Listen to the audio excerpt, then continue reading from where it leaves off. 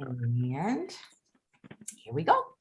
Hey, everyone, and welcome to Chef AJ Live. I'm your host, Chef AJ, and this is where I introduce you to amazing people like you who are doing great things in the world that I think you should know about. My guest today is broadcasting live all the way from Lebanon, where he owns a hospital that serves only vegan food. Is that amazing? Please welcome to the show, George Hayek. It's so nice to meet you, George. Thank you so much, Chef AJ. It's really an honor for me to be with you, and I was really looking forward to this interview. I cannot wait. So I heard of you by listening to a podcast by Jane Velez Mitchell, who's been on the show. And I was just blown away by the fact that there is such a hospital in the world. Why isn't every, it should be that every hospital serves vegan food and maybe a couple don't. Like that should be the ones, The norm. Right. And it's like, I want to hear all about how you made that happen. But first, I'd like to know a little bit about you, because obviously you're vegan. If you weren't, you probably wouldn't care so much about having the patients in the hospital eat vegan food. When did you become vegan? How? And what's it like being vegan in the Middle East? Great. So first of all, my name is George Hayek from Beirut, Lebanon. I was born in January 5th, 1980. My education is management from the Lebanese American University, and then I continued my MBA as well. And then I opened my eyes into veganism thanks to a friend of mine whom I used to consider as an annoying vegan activist, let's say, who shared a video of a footage of a cow being slaughtered in an abattoir on my news feeds. So first of all, I was really annoyed by my friend. I felt really bad. Why would he want to put such horror videos on my news feeds and everyone's news feeds? I blamed him a bit for doing so. But the same day, I went back home. I have 4 dogs at home whom I love so very much, and I started cuddling them and playing with them and giving them love and affection, and they were as well giving me back love and affection. I looked at their eyes. I realized that there was someone looking back at me, and suddenly it hit me that actually my dogs at home that I love so much are no different than the cow that I'm having for dinner at night, or this piece of bacon or ham or chicken or whatever. So I realized that I was a bit of a hypocrite by discriminating, let's say, between animals whom they told us that those animals are here to be cuddled and loved, and those are here to be mutilated, slaughtered, and cut into pieces so that we can enjoy their flesh. I felt the absurdity in my action, and this is when I started doing my own research. And actually, this video that was shared by my annoying friend, who I consider now not annoying at all, actually, I thank him a lot for doing so. He planted a seed in my head, and this seed grew on me. He gave me the curiosity to know more about this industry, to know more about what I'm funding in a minimum of 3 times per day. And I realized that actually what I was funding has nothing to do with my personality, has nothing to do with the person that I claim to be, because, well, I claim to be a person who is against violence. I am against injustice in general, and against oppression. So what I was consuming in a minimum of 3 times per day was nothing but oppression, cruelty, violence, barbaric acts, well, you name it. So I dig more into that. First of all, well, I looked at it from the ethical perspective, which is all about veganism, let's say.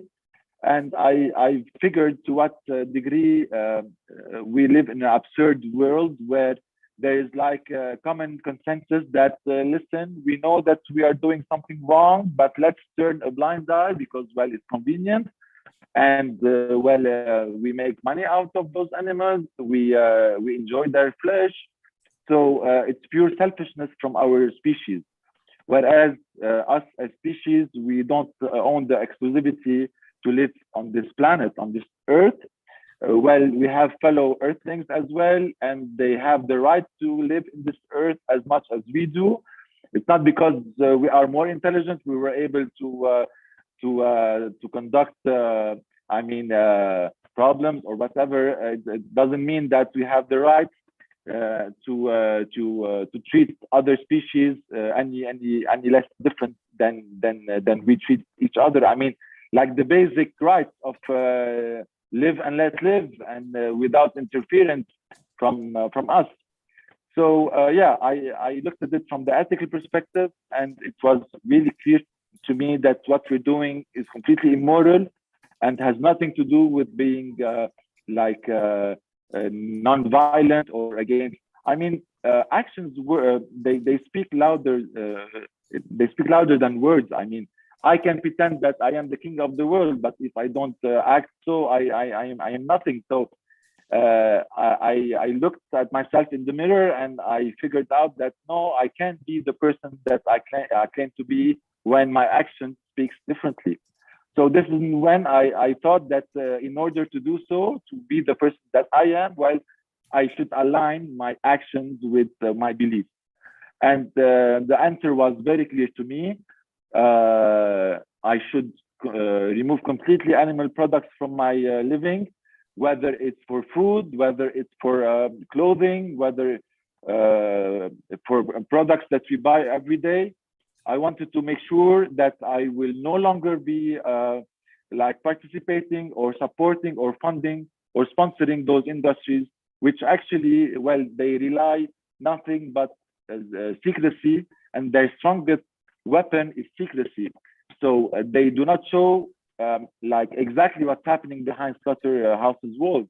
And I am sure that, well, if the majority of people, of meat eaters, they are exposed with the harsh truth, well, the majority of them will no longer be supporting, because I truly believe that the majority of us aren't like bad people.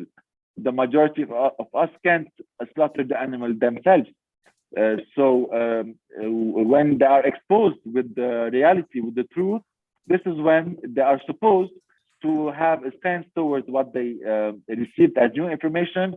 And I do believe that, well, since we are living in an era where the information is out there for everyone to see, well, we have the moral responsibility for us to know better and to dig more into the information, especially the things that we buy. Well, if those things are reflections of ourselves, well, it's all good. If not, well, we should stop.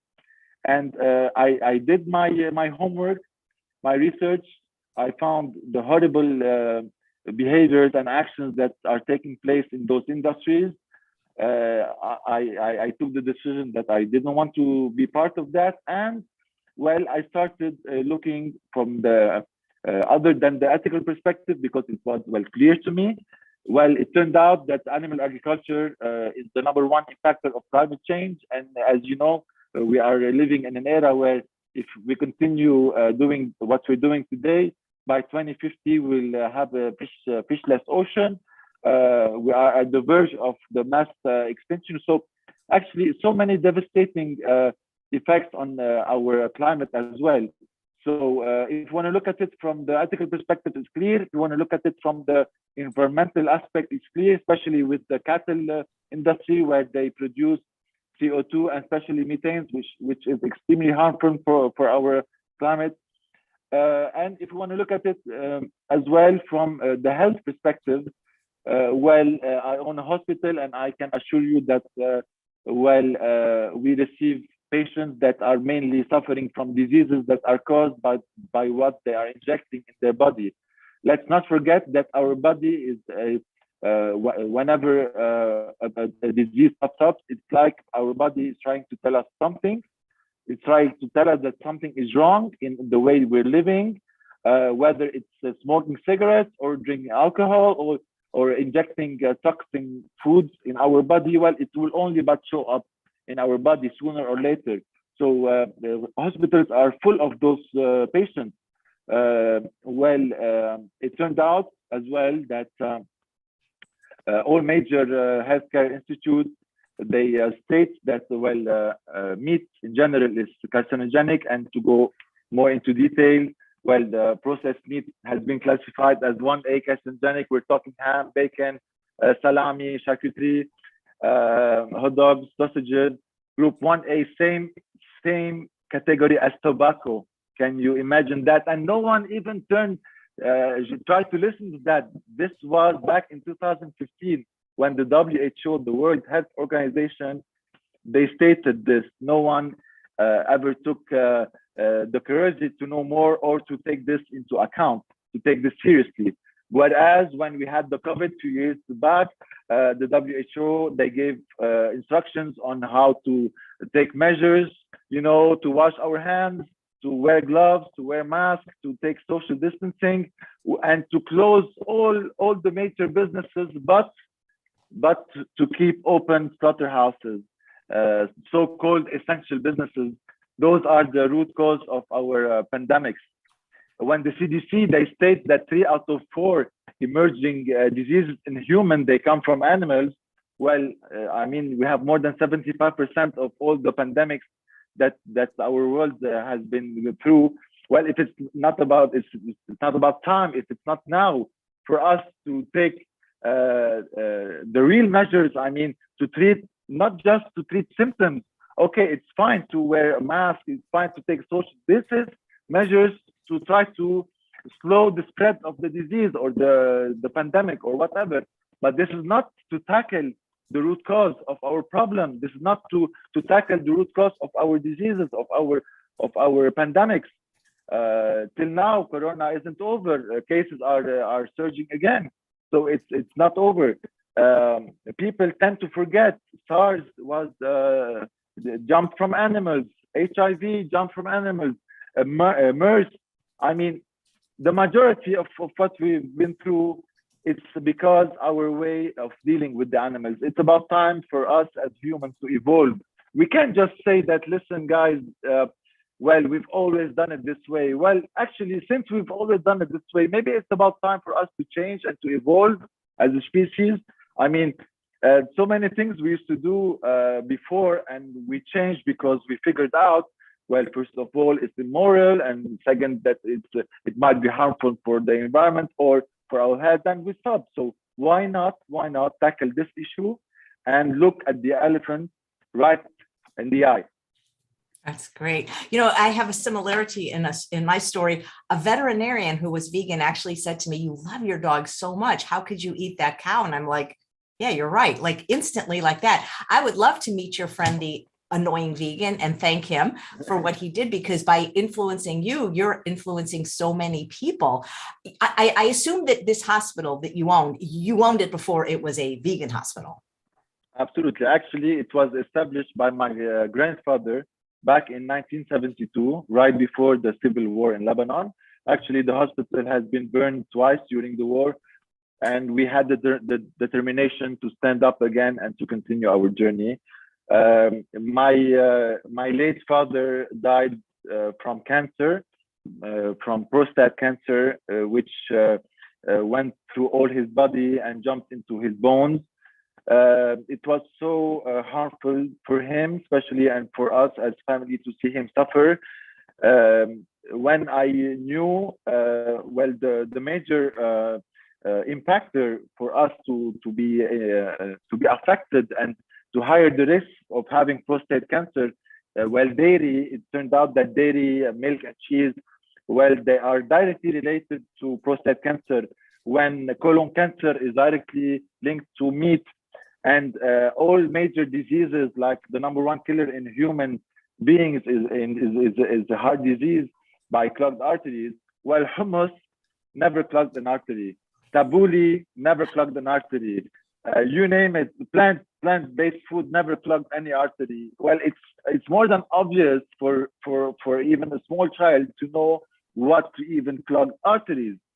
So when I was exposed to all that, my father dying from cancer, my mother died from a stroke as well.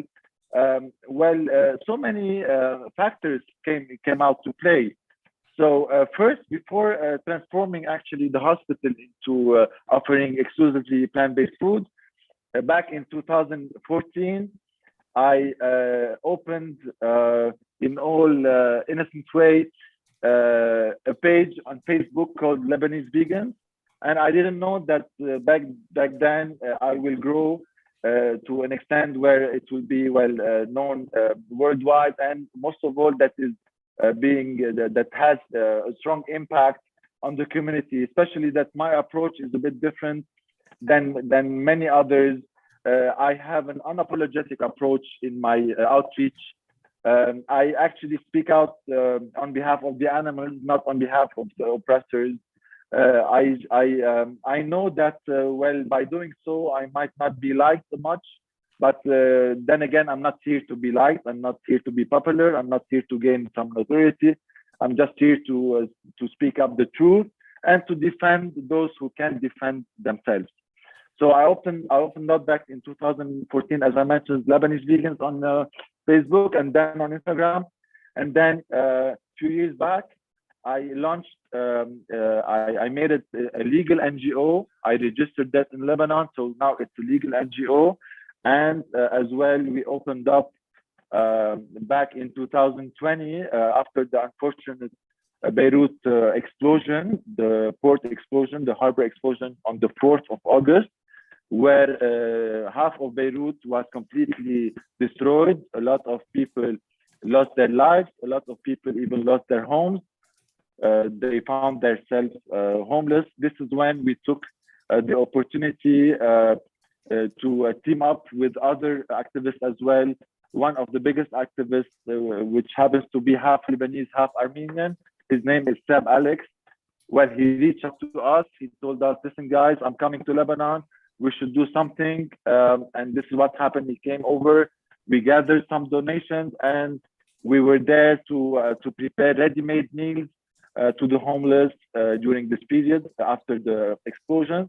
And then, well, we have a family old house in Beirut. I took the opportunity to open this house and turn it into what is today known as the Lebanese Vegan Social Hub.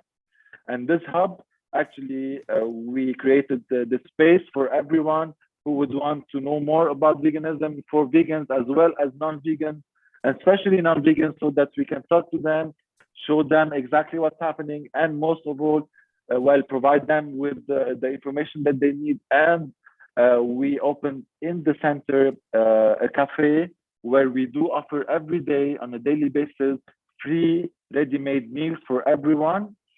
And on Thursday, our volunteers, they go out in Beirut areas to distribute, not in the center, but to go outside and to do so. So, so many activities that we've been through at the centers.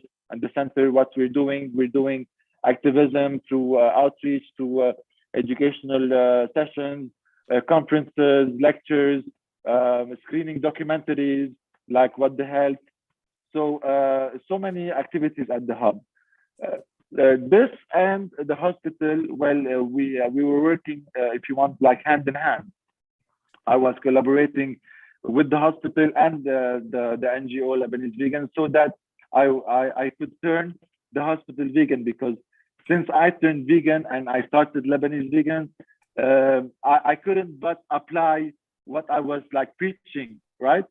So in my line of business, well, I am fortunate enough to be an owner of a hospital, and well, the answer was clear to me. I had to turn the hospital vegan for all the reasons, whether my father dying from cancer, whether my mother dying from stroke, whether what's happening to the community, what's happening all over the world with the pandemic. So many friends, I've lost so many friends with the COVID. So for all those reasons, for all the moral consideration, most of all of what we're doing to the animals, the answer was clear to me: to turn the hospital vegan and to apply what I talk about on a daily basis in my line of business. So what I did actually is I didn't went through the harsh, like one day to the other transition, because I didn't want to make like a shock for everyone. But what I did is I've went through a transition period of 1 year. And during this transition period, actually, we've conducted the very first vegan conferences in Lebanon entitled Why Vegan? And it was done at the hospital's auditorium. It was such a success. Now, if you want to, at the end of our interview, I can show you some slides and some pictures of what we're covering in this interview from the hub, from the hospital, from our activism. Well, a bit of everything, let's say. I can show you that at the end if you want to. So we've been through this transition period and conducting the very first conference, which was a success. I didn't expect actually to have so much attendance back then. We gathered more than 350 people at the conference. It was such a success. We had lectures from our dietitian, which happens to be vegan. From myself, I talked from the ethical perspective, and a fellow volunteer as well. He tackled the environmental aspect. So we tried to talk about all the aspects, because we know that we can't talk only about the moral aspect, especially in a country where people are struggling to find something to eat and everything. So we decided to tackle the ethical aspect, of course, the animals, but as well as people. So this is why we introduced the notion of veganism in Lebanon, talking about morals and the ethical aspect, health aspect, of course, at the hospital, since it was conducted up there, and the environmental aspect, especially that I was talking to my friends as well, my friends who got married and have children. I was saying to them, listen, guys, aren't you worried? Since you guys have children, aren't you worried about the future of this planet? Which planet are you guys will be inheriting your children? So do you want them to be facing natural catastrophes and so on and so forth? So for all those reasons, turning the hospital was a must for me during this period of transition conferences.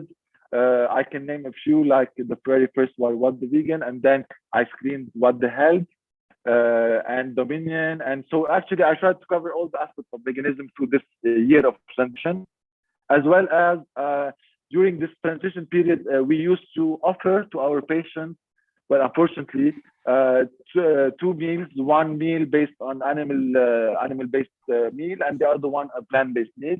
But every day our dietitian used to go, and during her visit to the patient, she tried to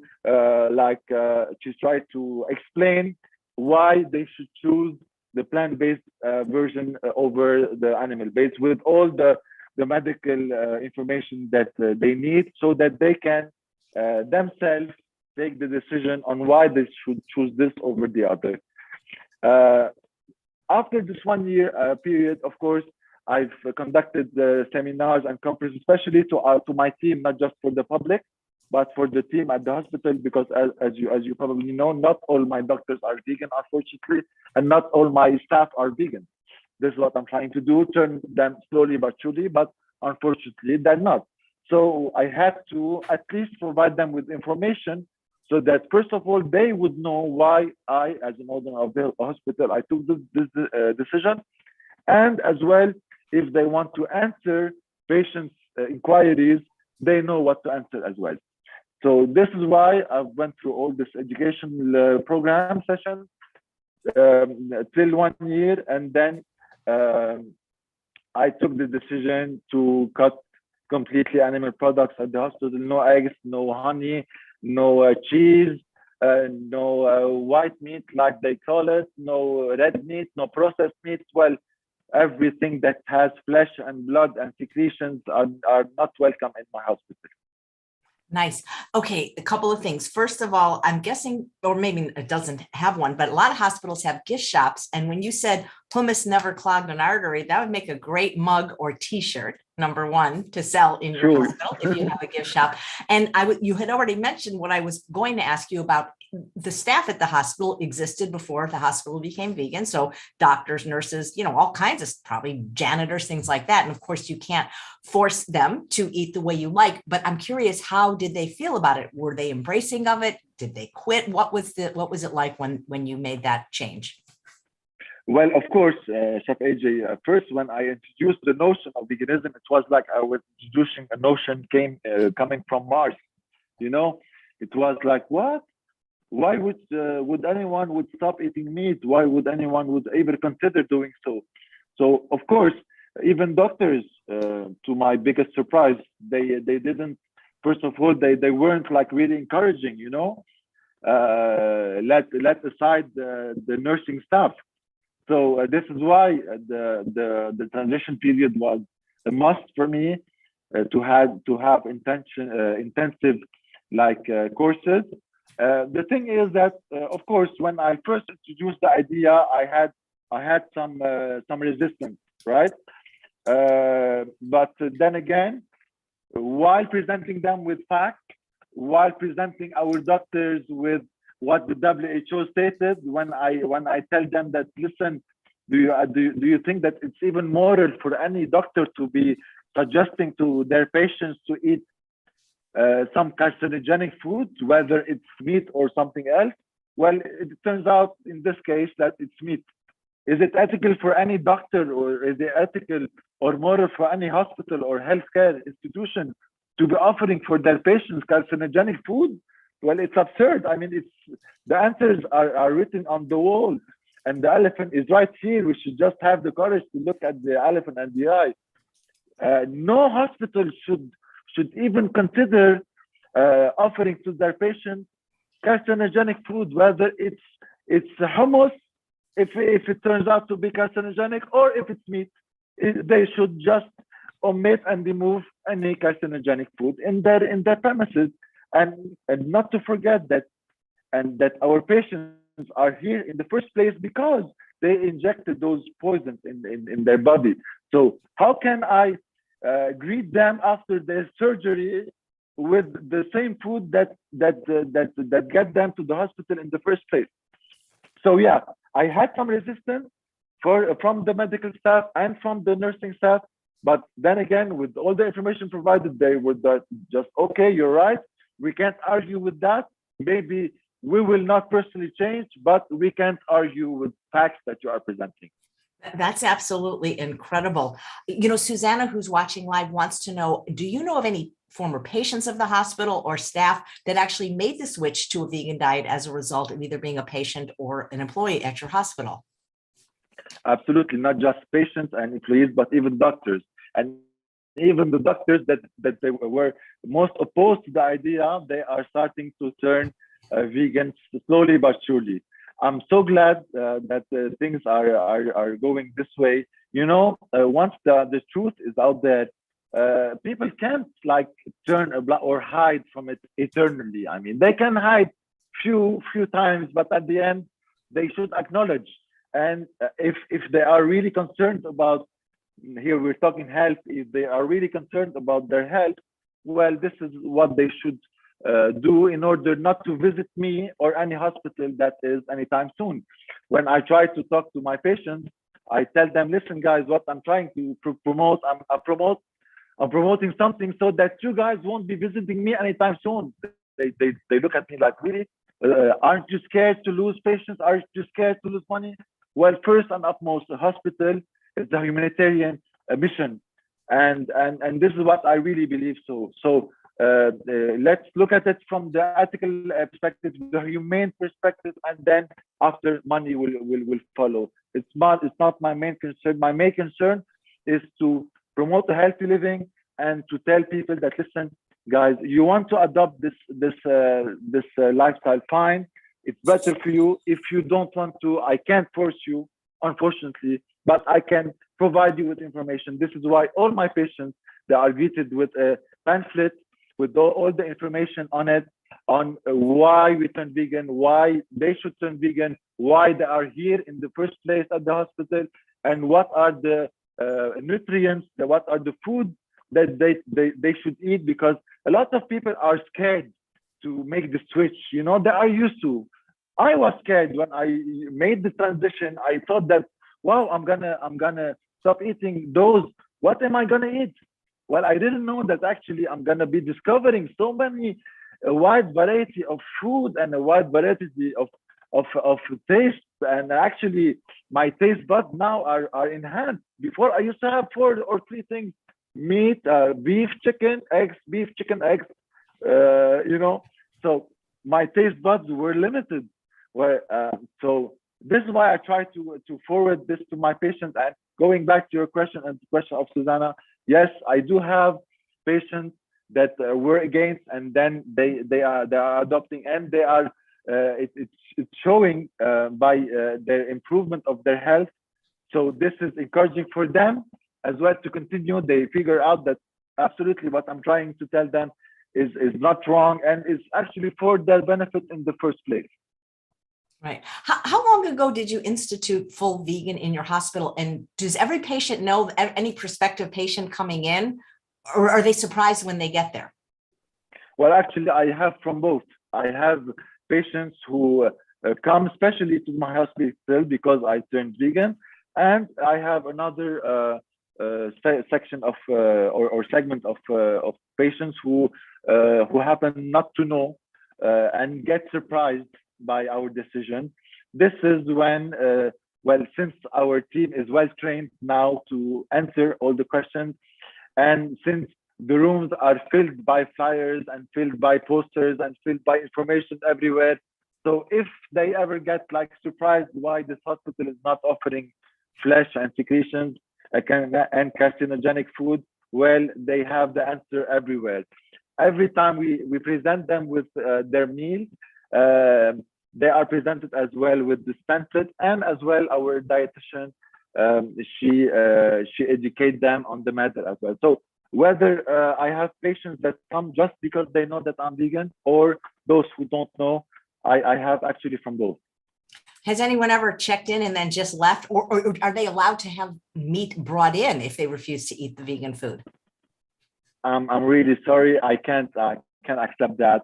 Actually, I had few like requests that why don't you offer meat, and you can impose this way of eating to others, and if you want to be vegan at your home, not at the hospital. Well, my answer is very clear. First of all, I'm not a restaurant. So I'm not a restaurant so that they can choose what to eat. They are here to get treated for their diseases, not to choose what they want to eat. This is one. Two, if they want to eat what caused them in the first place to visit me, they are free to do so, but not in my premises. They can go back home and eat what they want. But listen, I know very well that, well, not all my patients, they will turn vegan. But what I really want to do actually is to like forward the message that a hospital is not offering this kind of food and is offering maybe there's something to look at it, you know. So I'm forwarding a message for everyone to dig deeper into the matter, and I do believe in planting seeds, whether it's through Lebanese vegans, through the activism that I'm doing up there, or through the hospital. It's planting seeds, giving the curiosity to people, to the patients, to do their own research and to come up with their own position and stand towards this. There are so many questions for you in the chat, George. So let me get to them in the order they are received, because this is actually going to be one of my questions, because I've been brought into certain hospitals to try to make the food healthier. And when I've talked to like the whatever it's called, the administration of the hospitals, they say, well, we have to serve this kind of food because if we don't, the patients get upset and it hurts our satisfaction survey. So the question from Roseanne is, does your hospital have Press Garney patient satisfaction scores? And if so, did they suffer with serving vegan food? Well, let me tell you that to my biggest surprise, the majority of the surveys that we conduct at the hospital are positive. Personally, I thought that, especially during the first period, we will be receiving some backlash from here and there. Especially it will be shown and mentioned on our satisfaction surveys that we conduct every now and then. But to my biggest surprise, the majority of them are positive. And actually, I'm going to be showing you a few of them at the end of our interview, while showing you some slides of everything that we're talking now. One of the slides actually shows a patient that is really satisfied, and that they actually added at the bottom of the satisfaction survey, where there's a space for you to just write whatever you want to write. They were really happy, and they actually said that they are happy that finally there's a hospital that is tackling, well, not just treating like symptoms, but tackling the source of the problem. So yeah, I've received many positive, and even the negative feedback. I try to do some follow up with them. Our dietitian try to do some following up, try to give them further further education and information on that matter. This being said, not all will be satisfied, not all will adapt a plant-based diet, but at least we're doing what's right for everyone. Well, that's fantastic. Susanna wants to know, did you have to hire new chefs to cook the food, or did you work with the existing staff to learn a new way to cook? No, actually, I kept my staff because we do have like loyal employees and loyal staff. We do have some staff that are really that grew in our hospital. So we're like a family, you know. I really don't consider that I have employees as much as we're a big family. So I didn't let go of anyone. But my mission was to educate everyone, and especially, of course, the kitchen staff, because they are the first and utmost concern by preparing food and everything. So they went through, of course, through a training program under the supervision of our dietitian, and she made sure that all our plant-based meals, they cover actually all nutrients that should be in every meal, like iron, calcium, protein, and you name it. So yeah, I didn't hire a new vegan chef. I gave information to our existing chef, hoping that all my staff, and especially the non-vegan staff, turn vegan, because we'll have much more merit to turn someone non-vegan into vegan than to just hire some vegan. Right. And you know, sometimes it can really be a benefit having a non-vegan chef cook vegan, because their palate is more like everybody else's. True. And yeah. So they can relate with others, let's say. Yeah. So Zena says, other than hummus and tabbouleh, what other menu options do you serve? I'm going to be showing you at the end with the slide, the slide that I'm going to be uploading. So many dishes. Mainly they are Arabic dishes, veganized. Okay, so what we try to show to everyone that, listen, it's not that we are like inventing new meals or creating new dishes. Actually, it's the same dish that you guys are eating. We just don't put flesh in it. That's it. So everything is veganized. We veganize all their comfort food. Okay, so that they figure out that no, it's not just hummus and tabbouleh. I mean, it's not that if they go vegan, they will just be eating hummus tabbouleh, which for me is the best food in the world. But for some people, you know, they are used to having their comfort food or whatever. So what I try to do is that I veganize vegan dishes, so that even if someone doesn't know that we are a vegan hospital, they would be greeted with this meal, and they would eat, and they won't even know that, well, there's no dairy or there's no meat in it, or so on and so forth. That's fantastic. Janet says, this is a great model. How can we influence other hospitals to do the same? This is a question that I've been asked so many times. Listen, I won't lie to you. In order for any hospital or any other business that is to turn vegan, I think that the owner in a way or another should be vegan. I mean, you can have a hospital, a vegan hospital run by non-vegan, or you can't have a vegan business run by maybe you can, but it won't be genuine, it won't be authentic, it won't be passionate. You know, I'm passionate about what I'm doing. I'm not just doing some random trendy, I don't know what we might call it. No, I'm passionate about what I'm doing, and I'm giving it my all. So going back to your question, for any hospital or any other businesses, I think that the owner should be not far from the vegan message. Now, how can we influence other hospitals? Well, first of all, by setting the path straight. For me, I am proud to be the very first hospital in the world to to omit carcinogenic food. Listen how absurd it is. We're living in 2022, and we are surrounded by so-called advanced countries, Canada, USA. You know, they are all proud to be like advanced countries. Listen, guys, you can't be serving carcinogenic food in a healthcare institute, hospital. Doesn't take a vegan to know this. It doesn't. I mean, it's obvious. It's obvious. So, how to influence others? Keep on stressing on what we're doing. Keep on forwarding the message that meat is carcinogenic. It promotes diseases. It's what clogs arteries. It's what causes colon cancer. Dairy is what causes breast cancer, breast and prostate cancer. Well, all major diseases and cancers and pandemics and are caused by the poison that we're injecting in our body. So by me setting the example so that others follow, by pushing on my social media and the social media of the hospital with the truth, eventually it should trigger some spark here and there and create a snowball effect. I really hope so. And this is really what I for me, my biggest achievement won't be that I'm labeled as the very first husband. This is secondary for me. I would be extremely happy and satisfied to know that I was able to influence others.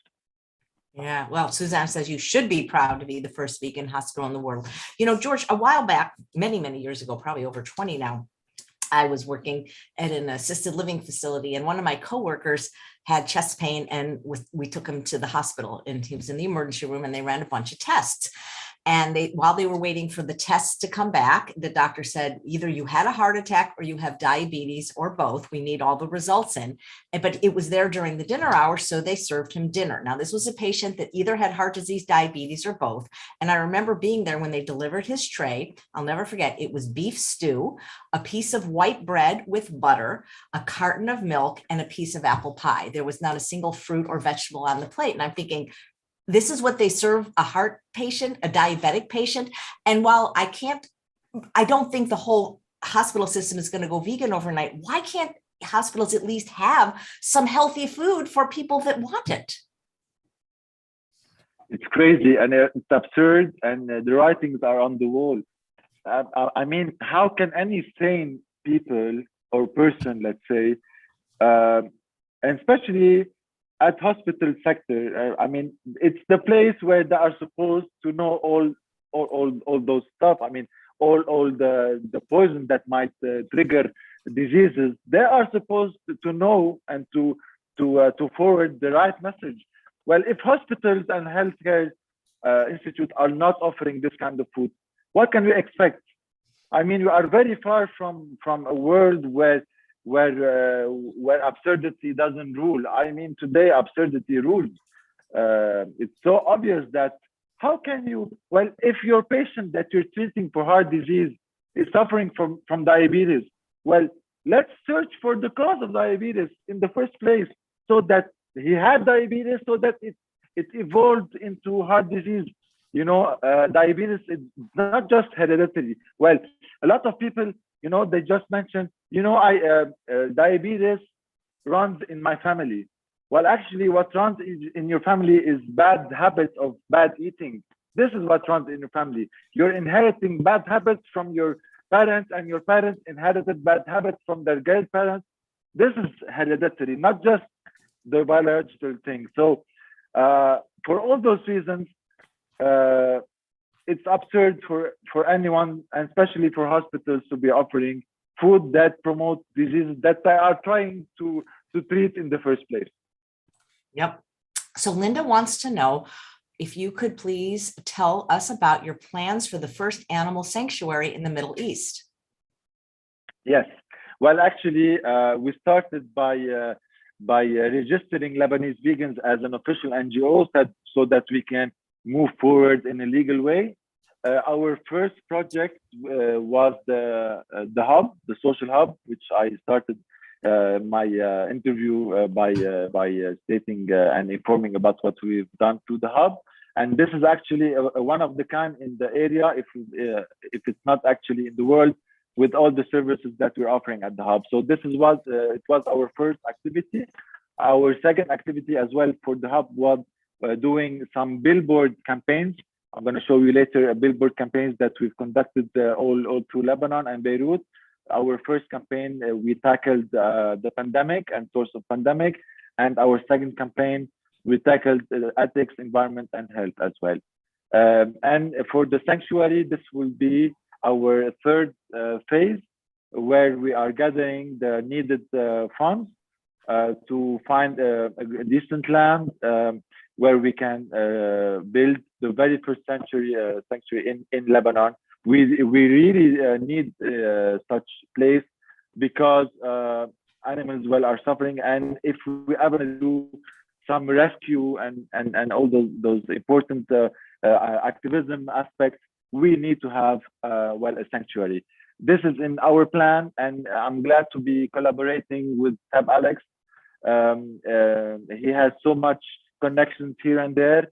He is liked by everyone. He has such a nice approach in doing activism, maybe a nicer approach than mine. I'm maybe a bit harsh in the way I present facts. So I'm glad that we combined our forces to achieve what we've achieved so far, and to eventually be achieving the sanctuary, the long-awaited sanctuary. Wow, amazing. Anne says, you're so right on. I'm very impressed with your passion. We must be as verbal as we can. We can learn from our world brothers and sisters, and she loves you. Have you ever thought of being a consultant to hospitals, other places? Well, I wouldn't mind. I wouldn't mind if I ever was asked to do so. I would be glad, because my mission is to spread this message the further and the farther way possible.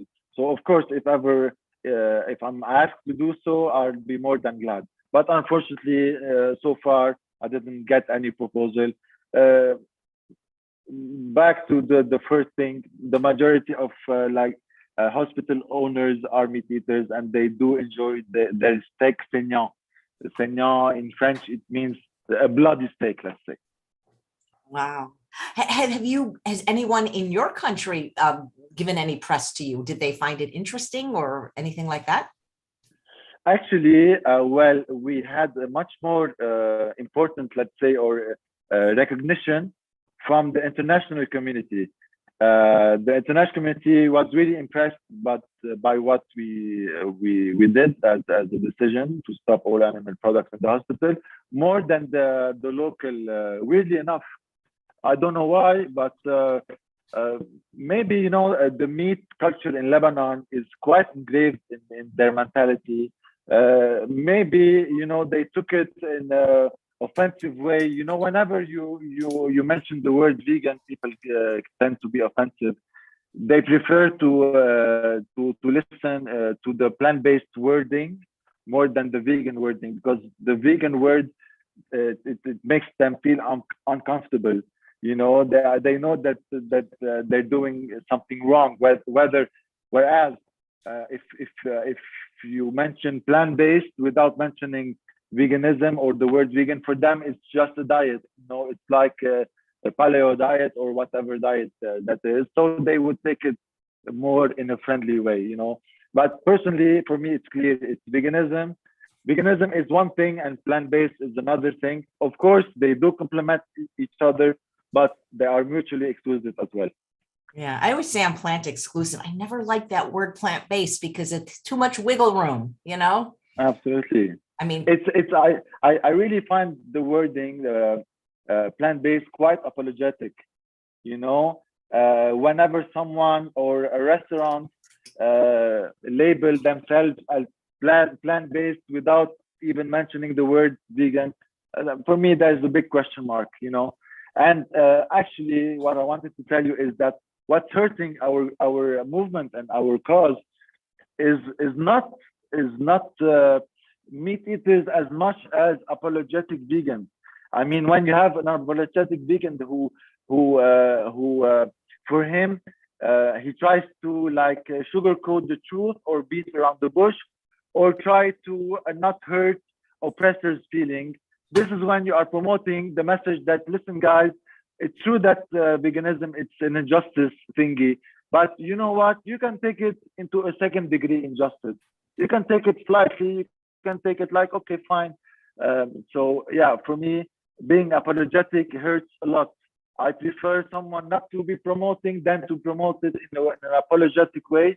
Then again, it's giving the impression that it's a second degree injustice and there's nothing in a hurry to take action. Whereas, as we speak right now, Chef AJ, animals are being tortured in slaughterhouses in the most barbaric way possible, imaginary. So, yeah, this is what I wanted to add. Well, thank you for your work. How can we support you? Is there a way to support you? Well, you can ask your audience to follow us on social media and to support us in every way they can. Comment from here, support from there. Everything, nice words, is good enough, let's say. What's the name of your hospital? Hayek Hospital.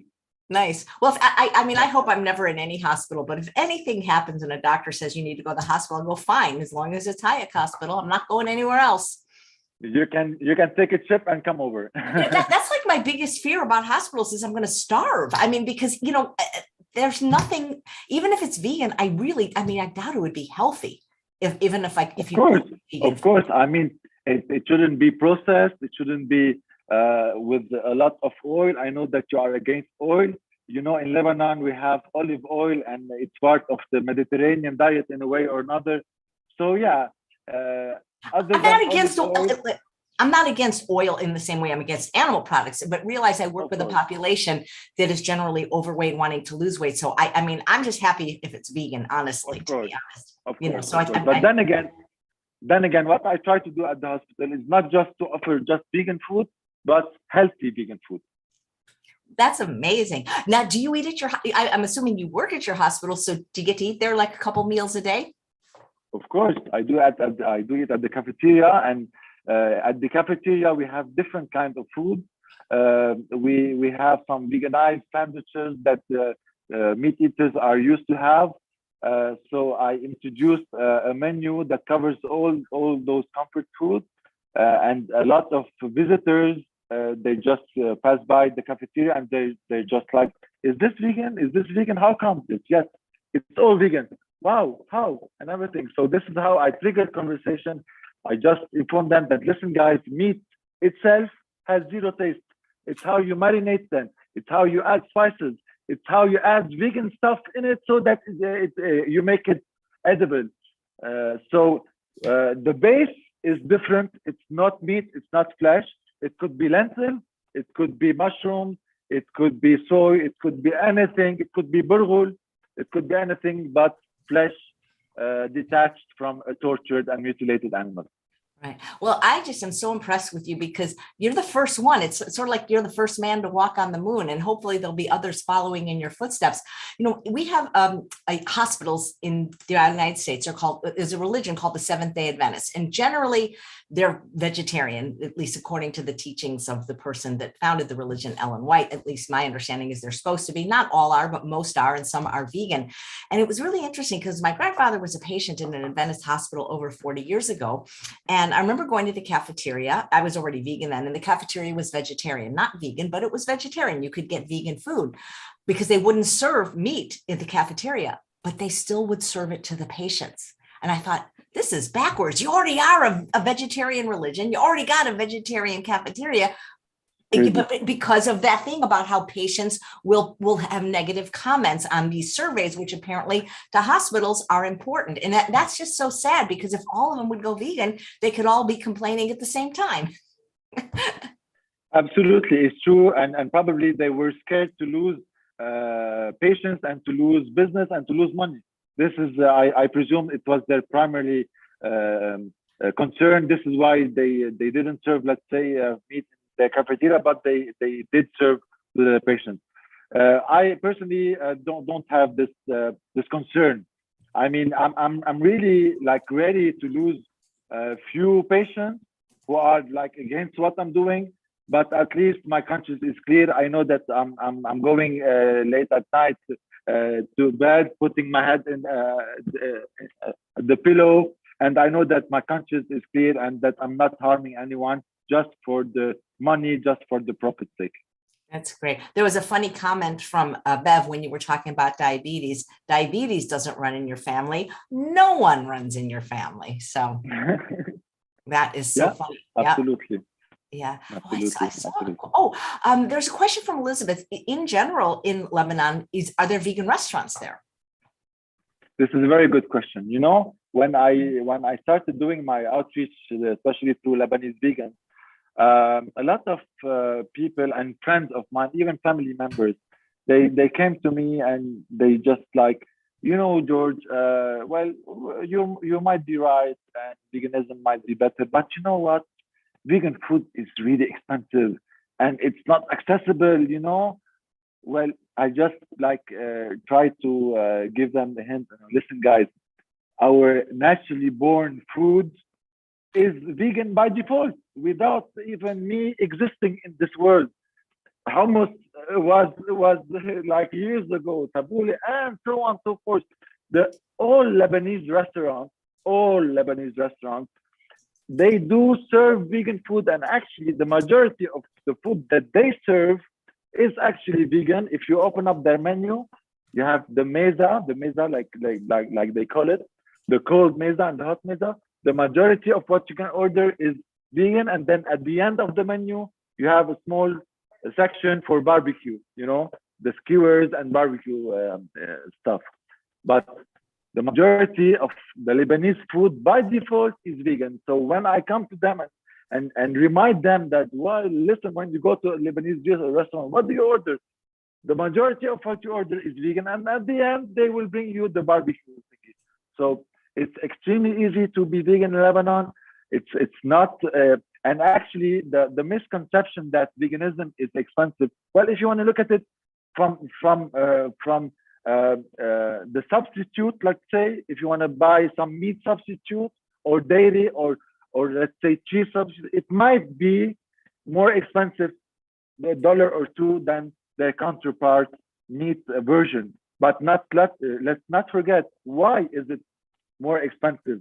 First of all, there's something called demand and supply. Anyone who went through university, this is the basics of any education, financial and economic situation, demand and supply. Since the demand of vegan products is not as high as meat products, so the supply is less, hence the price is increased. This is one. Two, and most importantly, are the subsidies paid by the government, funded by our own taxpayers.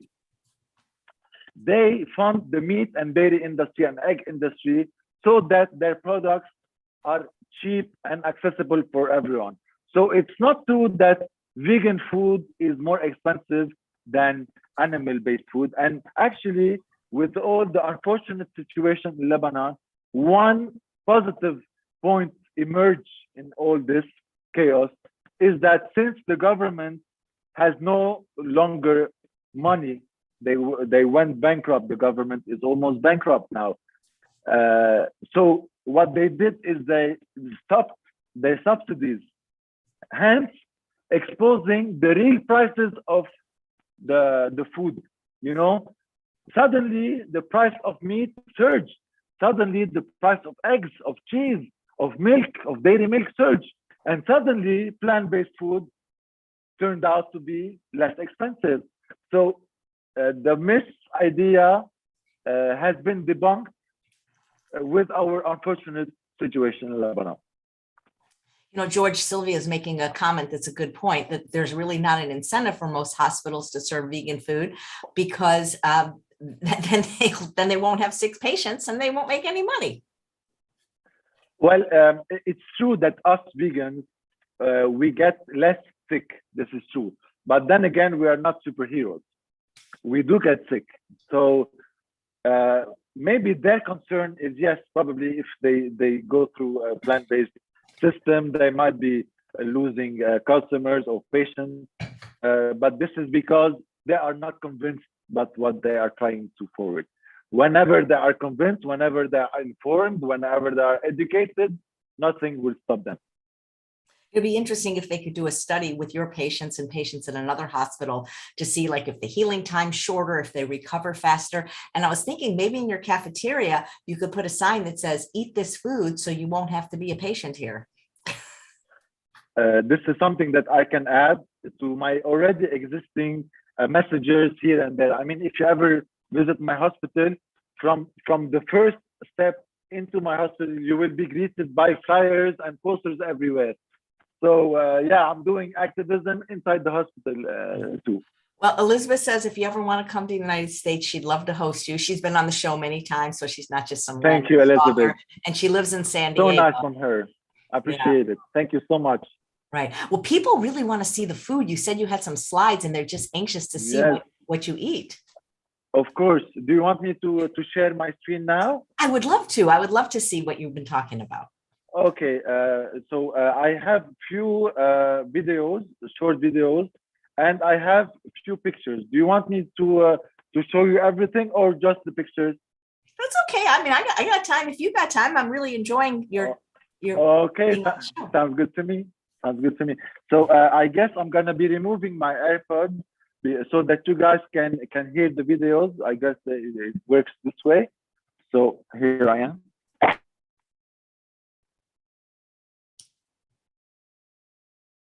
Can you say something so that I know that I can hear you? Yeah, just I'm changing the setting into perfect. Built-in output. Perfect. Okay, this is one, and I guess we're good to go. I'm just sharing my screen, desktop. So, is my screen shared? Yes, your screen share. It's like a beautiful, kind of. Yeah, absolutely. So I'm gonna be starting by showing you guys a video of why vegan, the very first conference in Lebanon, held at the hospital. So you guys can know exactly what I was talking about concerning the conference.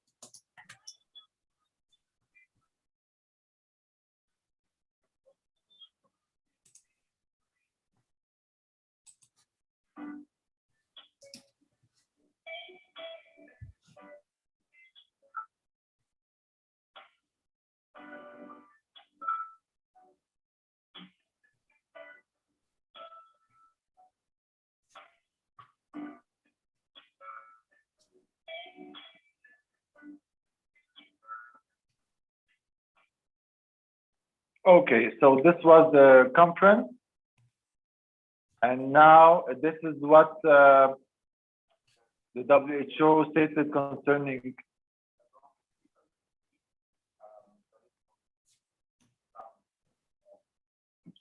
Yeah, this is concerning the WHO, what they stated concerning infectious diseases and zoonotic diseases, actually. This is the hospital.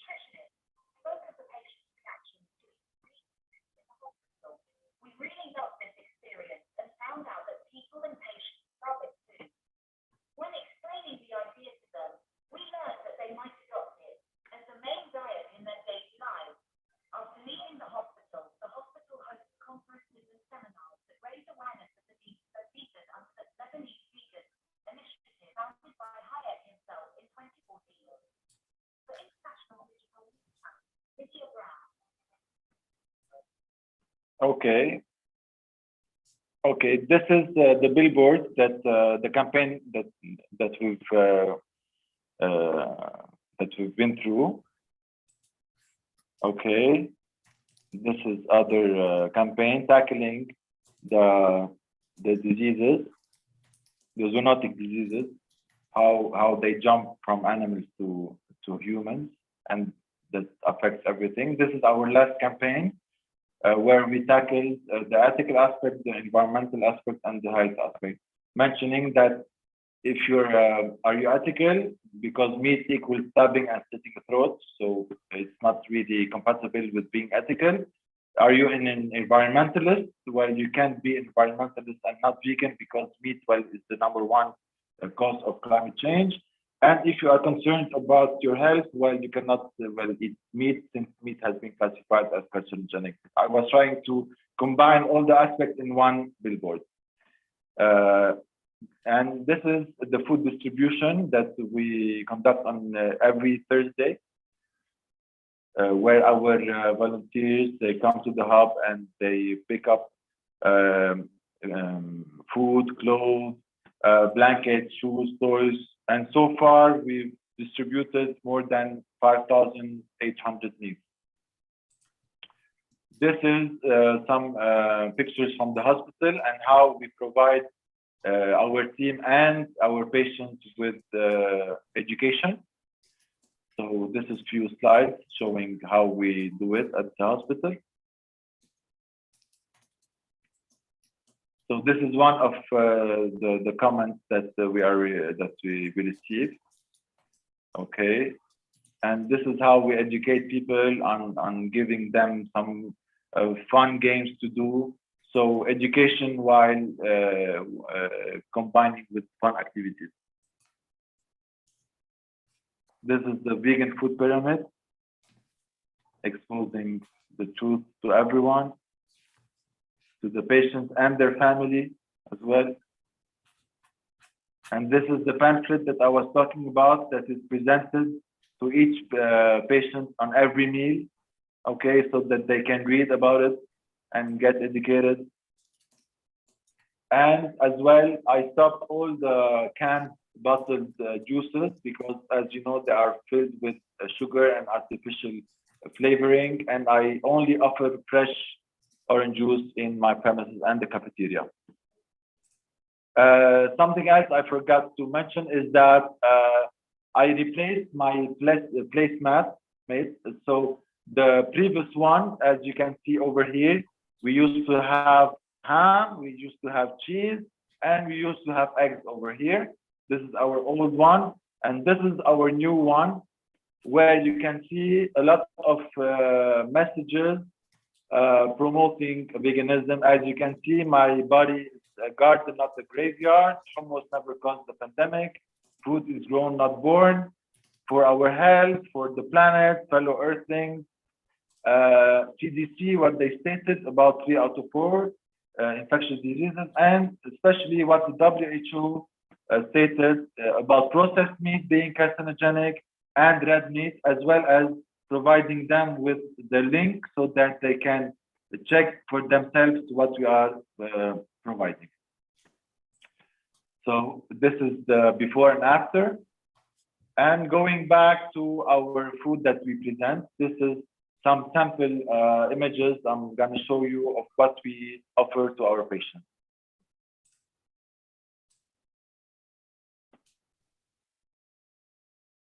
Can you see it clearly? Yeah. Great. It looks delicious. Great. And now going back to the street activism that we do, what we do on every Sunday night, we hit a busy spot in Beirut, and we do some live cooking where we prepare each time something different. The veganized version of the sandwiches, the comfort food of meat eaters, what they love to eat those specific sandwiches. So we veganize them and we do some live cooking so that we would attract people, and at the same time we have TV showing footages of what those industries try to hide from us. Their strength is to hide those images, and our strength is to show those images. So while offering food to people that are coming through, we conduct some conversation and talk to them and show them footages so that we do the outreach in this particular way. So this, as you can see, happy people coming over. I do believe that by offering them food, you are breaking this barrier between you and the other, and the conversation can flow much easier. Are all the billboards in English or are some of them in Arabic? Zena wants to know. Listen, so far we've conducted in English because for the very simple reason, the outreach is higher. You know, English is the international language. Even in our country, English is very widely spoken. Now, of course, we do plan to be conducting Arabic billboards. Same goes to the posts that I conduct for the Lebanese Vegans account. The majority of them are in English because I'm not just tackling Lebanon, but I'm trying to reach everyone everywhere. Okay, I'm gonna be showing you some pictures of the hub. And this is the video that was done by Seb Alex, informing about the social hub. So I'm gonna be showing you this video. It's 3 minutes.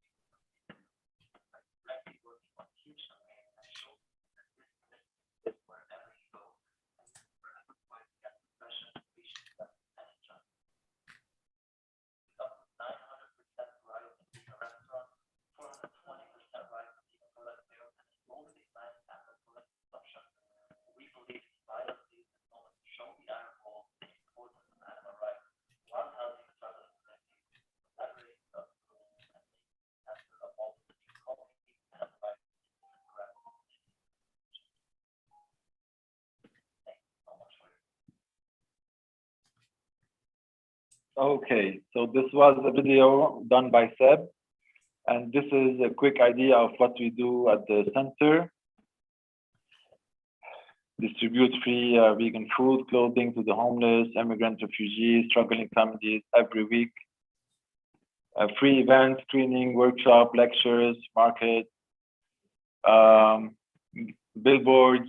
Well, I invite everyone, Chef AJ, to log into our Instagram account or Facebook so that they can have a wide idea of what we do and what we have. This is the library.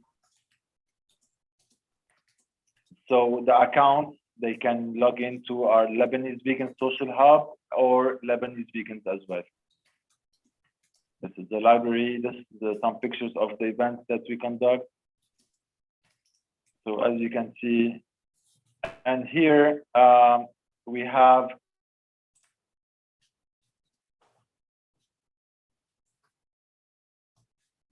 Oh, wow, that's fantastic. So yeah, it was quite encouraging. And this is our last event at the 5th of June, not long ago, 2 weeks ago, the National Animal Rights Day. We collaborated with the international organization NARD, and we were able to have this march in Lebanon as well. This is all the diseases that came from animals. This flyer is posted at the hospital so that everyone can see it as well. This is patient feedback on turning the hospital vegan. It's written in French and then in Arabic, and I translated it in English so that you guys can see it. I like the fact that Hayek Hospital has adopted a vegan plant-based diet, a diet that has many advantages and diseases and decreased diseases. The other one, excellent hospital, the healthcare service are decent and humane. I like the idea of vegan food because it's healthy and can even prevent many diseases, and turning the hospital vegan is excellent. So this is one of the patients that were really satisfied with our transition. Few pictures of the conference, and there you have it. I'm done. Nice. Thank you, George. A couple more questions came in the chat, if you don't mind answering them. How big is your hospital, and does it have an ER, an emergency room, or a psych ward? Okay, so my hospital is considered as a small to medium hospital. We have more than 75 beds. Okay, and what was the second question? Is there an emergency room or a psych Of course, we do have emergency room. We have an operating room. We have a dialysis department. We have a cancer department as well. Surgery, one-day surgery. We have everything, but we don't have open heart. Nice. Well, with the food you're eating, they probably won't need that. Because Catherine's wondering, do the patients come to your hospital or sometimes choose it because it's vegan? Because is it possible that like their doctor also works at other hospitals? Well, the majority of people, especially lately, the truth can't be hid eternally. The rise in veganism, as you entitled our discussion today, is really happening. I mean, people are getting aware every day, and especially with the economical situation in Lebanon, meat and their derivatives are extremely inaccessible for everyone. So eventually, a lot of people are turning vegan, whether they want it or not really. So this triggered the curiosity of a lot of patients, a lot of people here in Lebanon to consider a plant-based diet, and hence it's facilitating the idea of a hospital being vegan and accepting the idea much more. That is so cool. Well, George, you are just, you're a pioneer. What can I tell you? I mean, this is amazing. Thank you. Here, one more question. Susanna wanted to know, have you ever thought about writing a book? But I'm thinking a documentary might be even better, of showing the actual experience of the hospital. Of course. Actually, when I was having my interview with Jane she gave me the idea of why not conduct a small documentary about the transitioning of the hospital, and it might be like a blueprint for other hospitals to follow. Actually, I've taken her advice into consideration, and I'm working into producing like a small documentary on everything that we're doing, hoping that it might help someone else or other hospitals to follow our steps. So yeah, we're into that. Great. Well, Hopefully soon I'll be able to announce it to everyone. Hopefully. Well, great. Well, thank you so much. This has just been such a pleasure to learn about the work you do. Same here, Chef AJ. Seriously, right. Well, thank you so much. Guys, everyone, follow him on the socials, share this interview, and let's change the world the way George has.